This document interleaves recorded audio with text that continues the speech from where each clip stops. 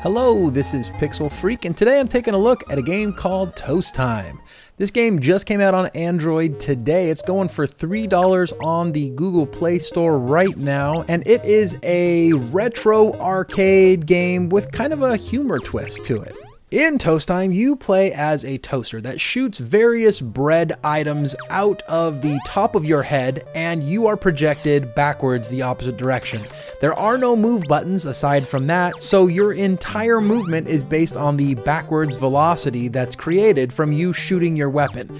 This creates kind of a zany gameplay mechanic, but after a little bit of experience, you do gain precision and it becomes a very innovative control style. The goal here is to protect the alarm clock that your toaster is sitting next to. Now there's various amounts of times that you have to protect that clock for depending on what level you're in, but the main objective is to not let any of the onslaught of enemies touch the clock before that time runs out. If the time runs out, the alarm clock goes off and lightning fries everything in the screen and you win.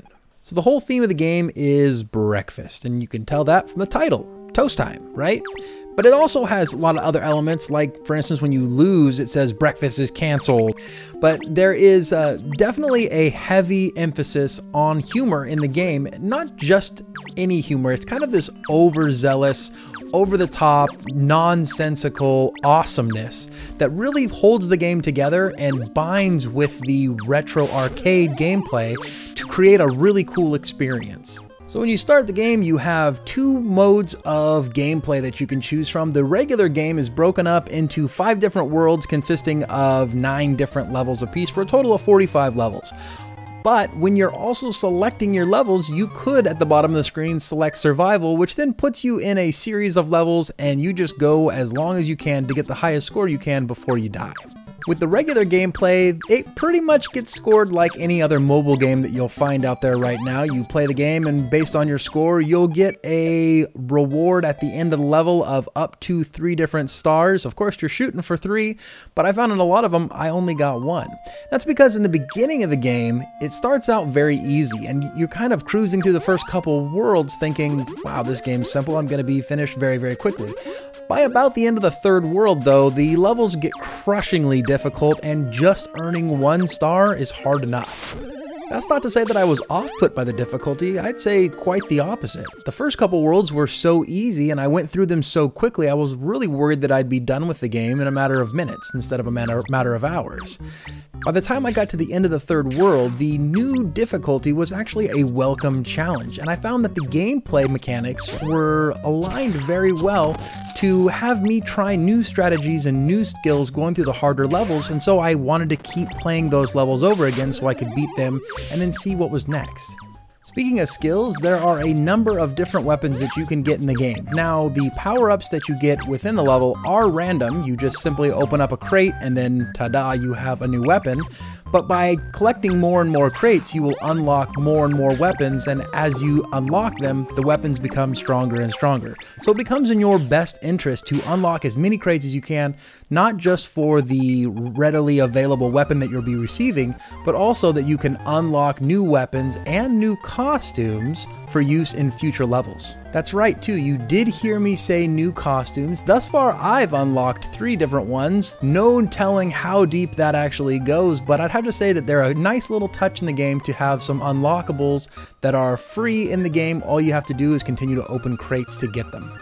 For the completionists out there, there is a number of trophies that you can collect in order to complete the game in its entirety, but you can also track your stats, yours personally, and you can track the global stats, seeing exactly how many slices of bread have been fired, exactly how many enemies have been killed, and how many total crates have been collected. What really impressed me about this game was the level design, and that's because as you progress later in the levels, you find that there are levels that have been so intricately created that they are evil. You'll be firing your toast around the screen and killing enemies as you need to, but suddenly something will happen where you find yourself pinched in a corner or something to that effect. And you realize the game designer put that platform there specifically so you couldn't hit an enemy at a specific time. You'll have to plan around little things like that that were added on purpose in the game in order to be successful throughout the levels. Another amazing element that is just far too rare in indie smartphone games today is the level of polish that we find here. Toast Time is by no means a graphically centered game. As a matter of fact, they were kind of trying the opposite there, very simplistic, very retro feeling.